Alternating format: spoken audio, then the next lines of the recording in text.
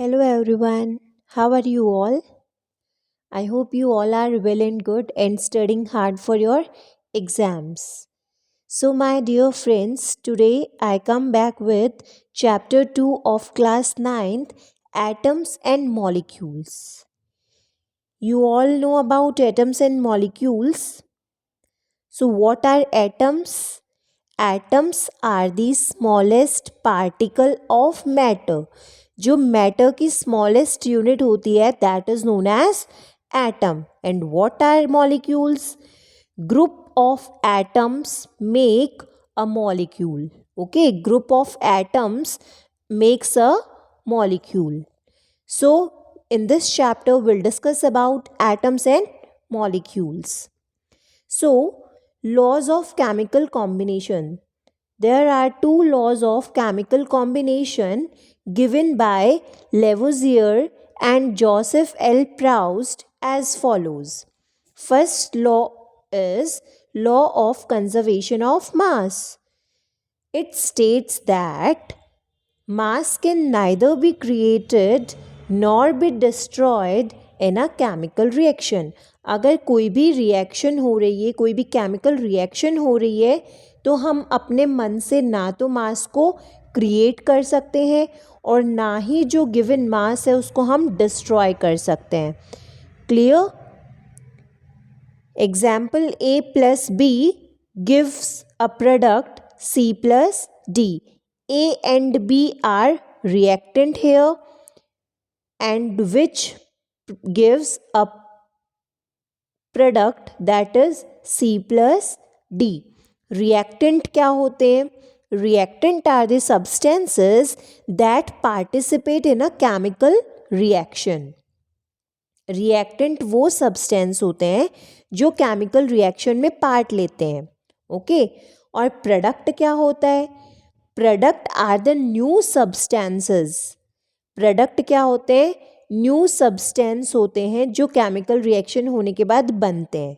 जो new substance form होते हैं after a chemical reaction that is known as a product.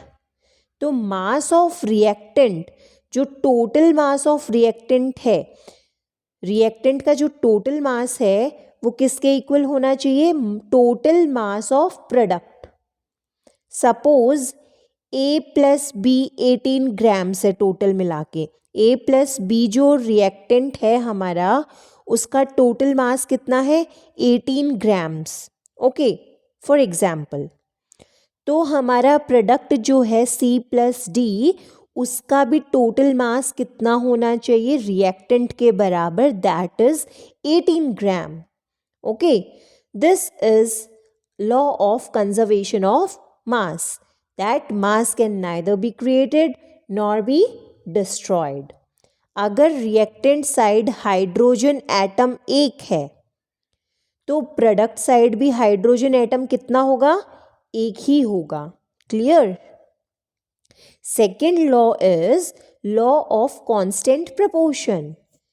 It states that in a chemical substance, the elements are always present in definite proportions by mass. कोई भी chemical substance में जो elements present होते हैं हमेशा एक fix ratio में present होते हैं by mass. Example, in water H2O, the ratio of mass of hydrogen to mass of oxygen is always 1. Okay, जो हाइड्रोजन और ऑक्सीजन का जो मास रहता है, मास रेशियो रहता है, वो हमेशा 1:8 होता है. These laws lacked explanation. इन दोनों लॉज में एक्सप्लेन नहीं कर पाए, अच्छे से ये एक्सप्लेन नहीं कर पाए. फिर उनके बाद अनदर साइंटिस्ट आए, जॉन डॉल्टन. उन्होंने मैटर के बारे में एक theory the.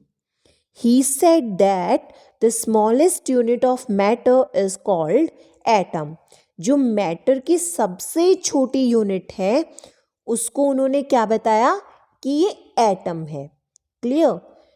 What is Dalton's atomic theory? According to Dalton's atomic theory, all matter, whether an element, compound और अ मिक्सचर। डाल्टन के अकॉर्डिंग चाहे कोई मैटर, जितने भी मैटर हैं, चाहे वो एलिमेंट हो, कंपाउंड हो या मिक्सचर हो, वो सब किससे बने हुए हैं? छोटे छोटे पार्टिकल से, और उन पार्टिकल्स को हम क्या बोलते हैं? एटम्स। क्लियर? फिर डाल्टन ने 6 पोस्टुलेट्स दिए थे। What are they? First one is all matter is made up of very tiny particles called atom। जितने भी मैटर हैं वो छोटे छोटे पार्टिकल से बने हैं जिनको हम बोलते हैं atom. Second, atom are indivisible particles which can't be created or destroyed in a chemical reaction। Atom जो होते हैं वो फर्दर डिवाइड नहीं होते हैं, इनडिविजिबल होते हैं, जिनको ना तो हम बना सकते हैं ना हम डिस्ट्रॉय करते केमिकल रिएक्शन में। Third postulate was atoms of a given element are identical in mass. कोई भी एक एलिमेंट के जो एटम्स होंगे उनका मास क्या होगा? सेम होगा, प्लस उनकी केमिकल प्रॉपर्टीज भी सेम होंगी। तो ये law of conservation of mass से आया है हमारा, ओके, कि एटम्स सब एलिमेंट्स के आइडेंटिकल होंगे मास में। Fourth postulate was atoms of different elements have different masses and chemical properties. अलग अलग एलिमेंट्स के एटम्स का मास डिफरेंट होगा और उनकी केमिकल प्रॉपर्टीज भी डिफरेंट होंगी। जैसे कि हाइड्रोजन का मास 1, हाइड्रोजन का मास 1, हीलियम का मास 2, ओके। इस तरीके से अलग अलग एटम्स अलग अलग एलिमेंट्स का मास भी अलग होगा। Fifth postulate was atoms combine in the ratio of small whole numbers to form compounds. Atoms एक रेशियो में क्या होते हैं? कंबाइन होते हैं कंपाउंड बनाने के लिए। ये किसका एग्जाम्पल है? Law of constant proportion. Sixth postulate was the relative number and kinds of atoms are constant in a given compound.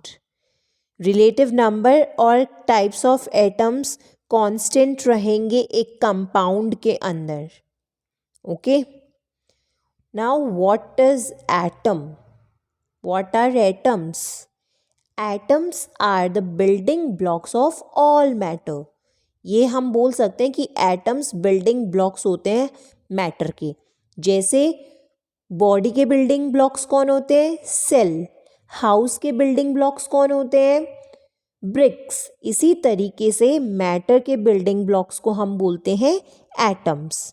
According to modern atomic theory, an atom is the smallest particle of an element। जो हमारा atom है वो element का सबसे छोटा particle है। That takes place in a chemical reaction। Atoms are very small, बहुत छोटे होते हैं, which can't be seen even through very powerful microscope। ये इतने छोटे होते हैं कि you can't see them with a microscope। Atomic radii is measured in nanometers. जो एटॉमिक रेडियस होती है, जो एक एटम की रेडियस होती है, उसको हम नैनोमीटर्स में मेजर करते हैं, equals to 10⁻⁻⁹ meter, okay. I hope you all have understood this topic, and still if you are having any doubt you may ask me in comment box. Thank you for watching and listening me.